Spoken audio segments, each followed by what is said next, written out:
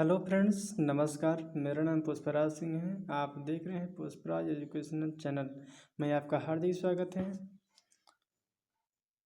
Next video में हमने पढ़ा था ऋग्वैदिक कालीन सामाजिक, आर्थिक, राजनीतिक, इन सभी के विषय में चर्चा किया था। लेकिन आज की वीडियो में हम पढ़ेंगे उत्तर वैदिक काल। इन्हीं के विषय में आज हम डिटेल से अध्ययन करेंगे। उत्तर वैदिक काल में हम देख लेते हैं कि इनकी शुरुआत कब हुई है। उत्तर वैदिक काल, इनका प्रारंभ 1000 ईसा पूर्व से 600 ईसा पूर्व तक है। थोड़ा ज्वाइन कर लेते हैं इसे।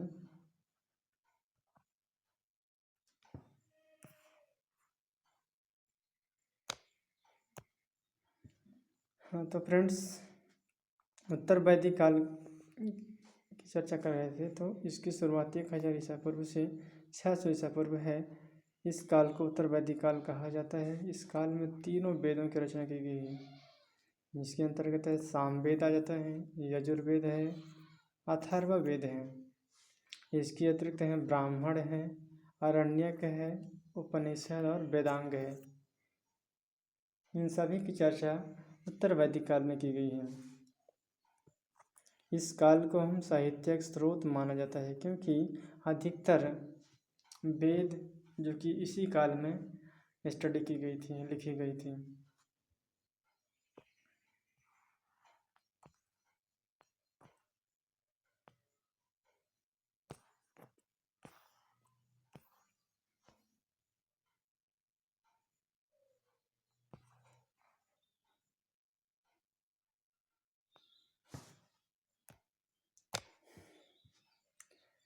चित्रित धूसर मृदभांड की विशेषता बताई जाती है। उत्तर वैदिक काल में लोहे का प्रयोग जो कि सामाजिक, आर्थिक एवं राजनीतिक जीवन में क्रांति पैदा करती है। इसमें राज्य अभिषेक के समय राजस्व यज्ञ का अनुष्ठान किया जाता है। उत्तर वैदिक काल में वर्ण व्यवसाय की जगह जन्म के आधार पर निर्धारित की गई है, होने लगी है। कौशाम्बी नगर में प्रथम बार ईंटों का प्रयोग किया गया है। महाभारत का पुराना नाम जय संहिता बताया गया है। उत्तर वैदिक काल में पुराणों की संख्या 18 बताई गई है, जिसमें उपनिषदों की संख्या 108 है। लोहे के लिए आयस एवं कृष्ण शब्द का प्रयोग हुआ है। विदित माधव कथा का उल्लेख शतपथ ब्राह्मण में मिलता है। इसमें राजा की दैवी उत्पत्ति जो कि ऐतरेय ब्राह्मण में मिलता है। उत्तर वैदिक काल में राजतंत्रात्मक शासन व्यवस्था, जिसमें राजा प्रमुख होता है। राजा को सम्राट कहा जाता है, एकराट कहा जाता है, अधिराज आदि नामों से उन्हें संबोधित किया जाता है। इस समय सभा और समिति का उल्लेख कायम थे, किंतु विदत का उल्लेख नहीं था। इस काल में सभा में महिलाओं का प्रवेश में निषिद्ध हो गया। शासन की सबसे छोटी इकाई जन या जनपद ने ले लिया। इस प्रकार राजा के प्रभाव में वृद्धि हुई, लेकिन सभा और समिति का महत्व घट गया। उत्तर वैदिक काल में राजा की शक्ति तो प्रभावशाली हुई, लेकिन सभा और समिति का महत्व, उनका उपयोगिता घट गया।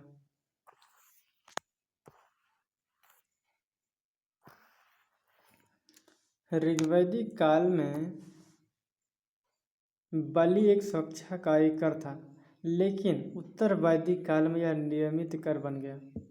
अथर्ववेद के अनुसार राजा को आय का 16वां भाग दिया जाता है उत्तर वैदिक काल में।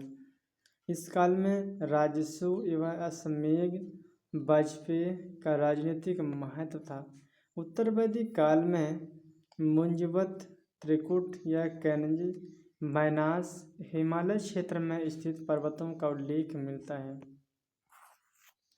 ऐतरेय ब्राह्मण में वर्णित शासन प्रणाली के विषय में हम समझ लेते हैं कि ऐतरेय ब्राह्मण के अंतर्गत इन क्षेत्र और शासन उपाधि इस समय पूर्व क्षेत्र में साम्राज्य कहा जाता है शासन को। यहाँ के सम्राट राजा को सम्राट कहते हैं, जबकि पश्चिमी क्षेत्र में शासन व्यवस्था स्वराज शब्द कहते हैं। वहाँ के राजा को स्वराट कहते हैं। उत्तर में बैराज्य कहते हैं और राजा को विराट कहते हैं। दक्षिण में ये भोज कहते हैं और उपाधि भोज ही है।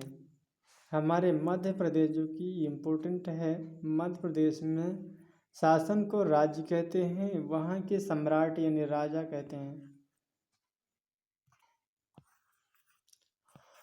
सामाजिक व्यवस्था। उत्तर वैदिक काल में समाज जो कि 4 वर्णों में विभाजित हो गया। ब्राह्मण हैं, क्षत्रिय हैं, वैश्य हैं, शूद्र हैं। ब्राह्मणों ने समाज में उच्च स्थान प्राप्त किया है और क्षत्रियों ने योद्धा वर्ग को प्रतिनिधित्व किया है। वैश्य जो कि हैं व्यापार, कृषि, विभिन्न कार्यों में लगे हुए थे।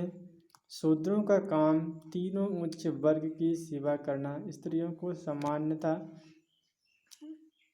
सामान्यतः निम्न दर्जा दिया जाने लगा। लड़कियों को उच्च शिक्षा दी जाती थी। समाज जो कि पितृसत्तात्मक समाज ही है।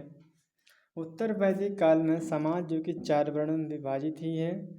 यहाँ ब्राह्मण को उच्च स्थान दिया जाता है, क्षत्रिय को योद्धा का पद है, वैश्य जो कि है व्यापार एवं कृषि से संबंधित कार्य में लगे थे, शूद्र 3 वर्णों की सेवा करते हैं।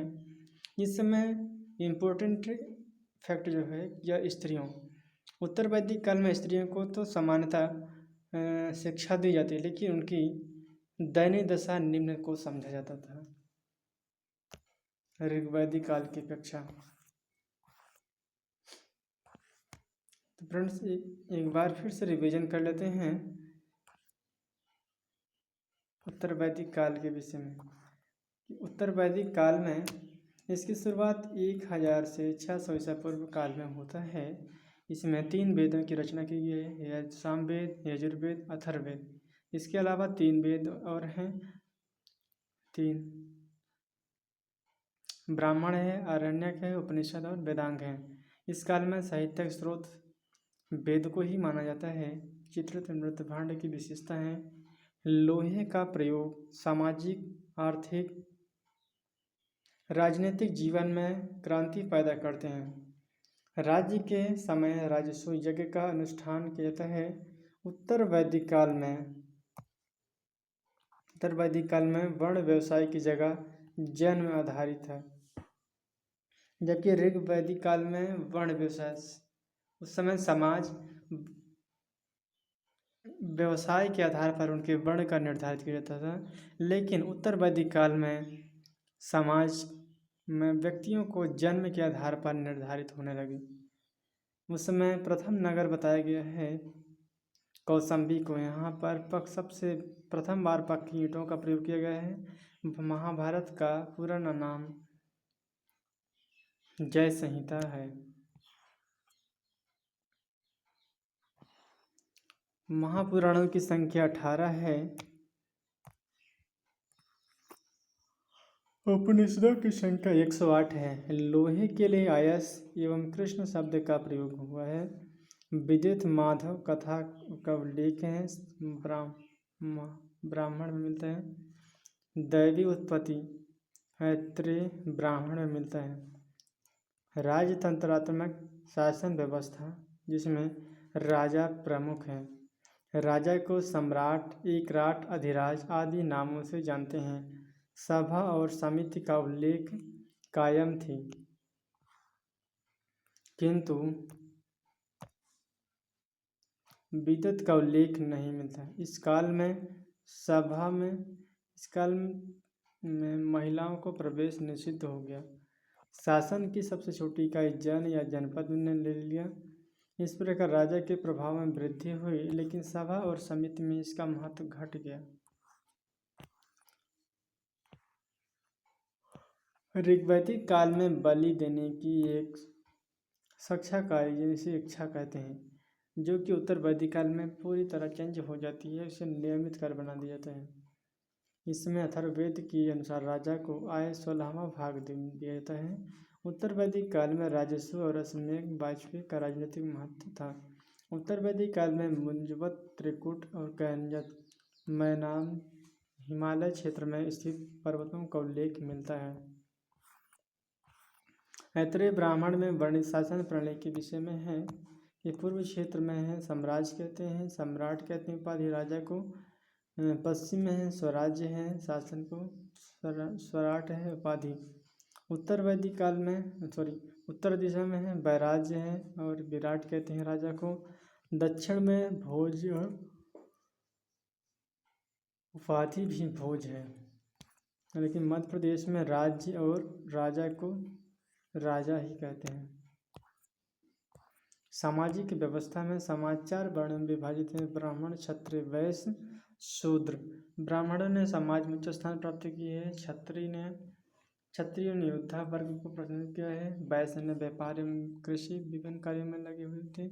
शूद्रों का काम तीनों वर्णों की उच्च वर्णों की सेवा करना है। स्त्रियों को समानता निम्न दर्जा समझा जाने लगा है, लड़कियों को उच्च शिक्षा दी जाती थी। समाज पितृसत्तात्मक समाज ही था। तो फ्रेंड्स आज का वीडियो यहीं तक है। फिर नेक्स्ट वीडियो में जो बची हुई टॉपिक हैं उत्तर वैदिक काल से, उसकी आगे के चैप्टर को हम अगले वीडियो में हम कवर करेंगे।